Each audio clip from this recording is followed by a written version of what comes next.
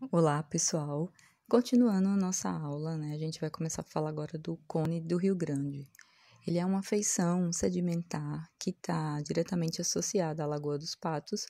Ele é um prolongamento natural da margem continental, né? O talude dessa região está relacionado com uma frente que sofre uma deformação compressiva. Esse cone alterou o talude, que tinha um declive suave e se dividiu em dois, o superior e o inferior.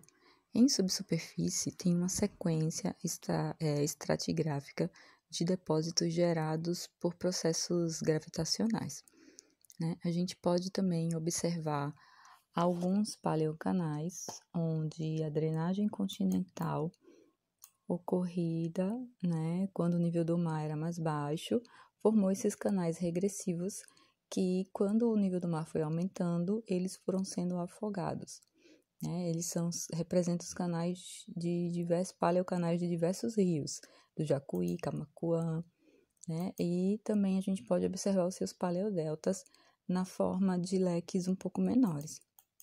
Enquanto o cone do Rio Grande está muito associado, como eu já falei antes, à Lagoa dos Patos e também ao Rio da Prata. Uma outra feição importante na Bacia de Pelotas é o deslizamento do Chuí, que foi formado por processos gravitacionais e ele está bastante evidenciado por uma depressão, uma cicatriz, que aparece em relação à remoção dos depósitos que foram transportados em massa, chamado de Chuí Slide, e que ocorre muito nessa região. É uma feição bastante erosiva, que dispõe de bastante deposição e se estende gradiente abaixo em direção ao mar afora. É caracterizada por uma grande instabilidade de deslizamentos que ocorrem. A base do talude ela varia de 15 a 120 quilômetros de largura e a profundidade de 3.650 a 4.600 metros de profundidade. O surgimento da margem continental também proporcionou a formação das bacias sedimentares, que essas têm a sua formação bastante relacionada com o embasamento do pré-cambriano. Cada uma das bacias sofre grau de estiramentos distintos uns dos outros e o processo de rift resultou na estruturação dessas falhas e também na zona de acomodação para a deposição de sedimentos.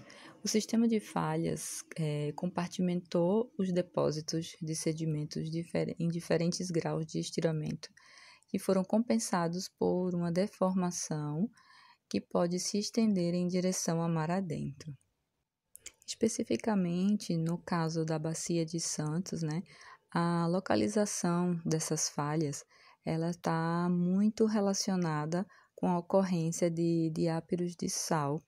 Esses diápiros eles têm uma função bastante importante, que eles funcionam como uma armadilha para hidrocarboneto, não deixa o hidrocarboneto escapar, forma-se um depósito de hidrocarboneto, e ele também pode modificar a topografia e aumentar o espaço de acomodação para os sedimentos e, assim, condicionar a deposição sedimentar da bacia.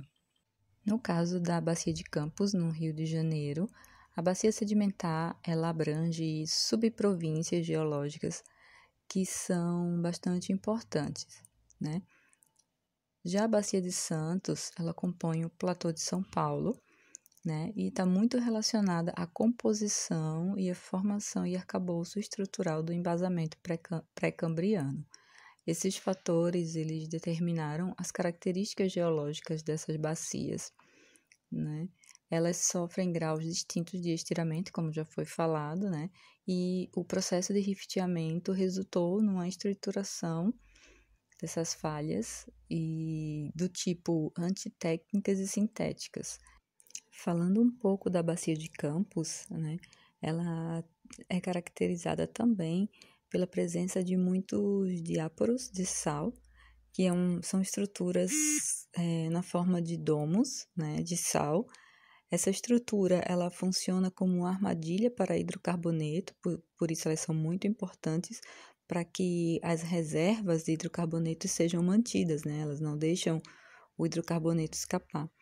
Secundariamente, elas têm a função de modificar a topografia local, aumentando assim o espaço de acomodação para sedimentos. Ela cria altos topográficos para condicionar sedimentos e também baixos topográficos, tá? Então, ela é subdividida em 5 unidades. A unidade 1 é formada por rochas ígneas, básica, né, do Cretáceo. Elas são basicamente basálticas e consideradas como o embasamento em si da bacia, né? Apenas 2 poços atingiram essas rochas, por isso que elas são consideradas o embasamento econômico. A unidade 2 é a feição Lagoa Feia, né, que é formada por sedimentos flúvio-lacustres, que a gente pode relacionar esses sedimentos com o estabelecimento de um lago que depositou sedimentos ali na fase Rift, numa época de transição, né, entre o alargamento e a deposição do sistema Rift. A unidade 3, a formação Macaé, desde o início da sedimentação marinha na bacia, composta por calcarenitos e calcilutitos, passando a clásticos grossos.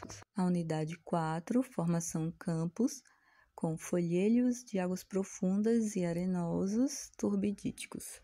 A unidade 5, a formação Emboré, contendo clásticos grossos e finos de águas rasas localmente e carbonatos de plataforma. Em relação à bacia de Pelotas, ela é a mais antiga das bacias sedimentares no Brasil. É considerada uma bacia de borda aberta, porque uma parte dela está sobre a crosta oceânica e outra metade sobre a crosta continental. A porção mais rasa, onde está o embasamento cristalino, vai de 0 a 2.500 metros de profundidade, tá? A outra parte mais profunda, ela vai até 10.000 metros de profundidade. Essas duas porções, elas estão separadas por uma região de falha, chamada Falha do Rio Grande. Ainda sobre o embasamento, ele é formado por várias contribuições do escudo sul-riograndense e do escudo uruguaio. A bacia de Pelotas está limitada ao sul pelo Alto de Polônio e ao norte pelo Alto de Florianópolis. Em relação às rochas do embasamento, temos uma pilha sedimentar, né? São camadas de sedimentos que são sobrepostas ao longo do tempo, e é subjacente à plataforma e ao talude continental. A bacia de Pelotas é composta por uma porção emersa e outra submersa. A emersa é formada a sul pelo embasamento cristalino, né, onde o relevo é mais suave, e ao norte é formada pelo embasamento conozoico da Bacia do Paraná. Um relevo mais acentuado pode ter uma altura de 1.500 metros. A área submersa é formada pela plataforma e pelo talude continental. No caso da planície costeira do Rio Grande do Sul, ela dispõe de algumas principais feições, como o Planalto Sul-Riograndense, a Depressão Central Gaúcha, o Planalto das Araucárias, que ficam nas terras altas. E em relação às terras baixas da planície costeira, compreende a própria planície costeira e a plataforma continental adjacente. Segundo alguns estudos realizados pelo professor Wilbock e pelo professor Tomazelli, em 1995, os sedimentos clásticos terrígenos provenientes da erosão das terras altas, eles são transportados e chegam até as terras baixas e que, por sua vez, sofrem uma dinâmica costeira e vão se depositando em ambientes costeiros, ambientes transicionais e marinhos. A planície costeira do Rio Grande do Sul, na sua parte emersa da Bacia de Pelotas, ela é bem ampla e plana. Ela está alinhada na direção sudoeste e nordeste e se estende por cerca de 600 quilômetros. A praia oceânica atual é bastante extensa, vai do município de Torres até o Arroio Chuí. Na verdade, ela vai até La Coronilla, no Uruguai. Ela é bastante contínua com poucas interrupções lagunares. Algumas feições morfológicas que caracterizam o sistema praial. Dispõe de areia muito fina ou areia fina. Ela também dispõe de extensos campos de dunas. Na região de Torres, a gente tem uma sequência de origem vulcânica e também de origem sedimentar, com um aspecto morfológico em destaque.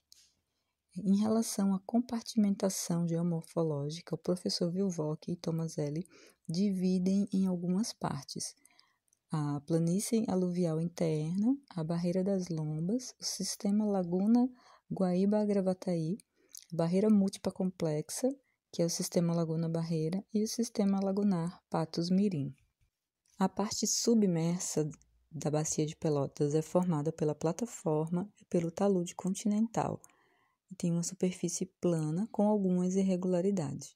O talude tem maior declividade e a forma geral é mais convexa, devido a um processo sedimentar deposicional progradacional, com uma isóbata de aproximadamente 160 metros de profundidade desde a costa até essa profundidade. Ocorre a presença do Cone de Rio Grande, que é a maior feição deposicional da margem continental sul. A bacia de borda aberta, pois metade dela encontra-se na crosta oceânica e outra metade na crosta continental, que é a porção mais rasa, onde o embasamento cristalino vai de 0 a 2.500 metros de profundidade, e a cerca de 10.000 metros de profundidade na área mais profunda. Em 96, Fontana identificou, através de estudos de perfuração na bacia, um depocentro cuja maior espessura sedimentar tinha 12 quilômetros. Também foram identificados 3 outros depocentros: o norte, em frente ao Cabo de Santa Marta, de 6.000 metros de profundidade, o centro, de 7.000 metros de profundidade, e o depocentro sul, a 10.000 metros de profundidade, segundo Carvalho e Franciscone, em 1981. O perfil estratigráfico da bacia mostra a presença de leques aluviais, compostos por depósitos clásticos de plataforma bem menos espessos, e depois outras intercalações de leques aluviais novamente, apontando para a ocorrência de variações do nível do mar. Os depósitos tiveram início com a sequência do mar a partir da cordilheira mesoceânica. Assim, voltando a falar das bacias e da margem continental brasileira de um modo geral, ela basicamente se formou a partir da combinação entre as atividades de deriva continental, processos de sedimentação e as variações do nível do mar. Bem, pessoal, eu espero que vocês tenham gostado da aula. A gente vai encerrando por aqui e na próxima aula síncrona eu vou estar à disposição para vocês tirarem suas dúvidas, né? E se necessário, a gente pode fazer mais alguns apontamentos, trazer outros temas mais interessantes que estejam dentro do conteúdo margem continental brasileira, tá bom? Um abraço, até a próxima e se cuidem.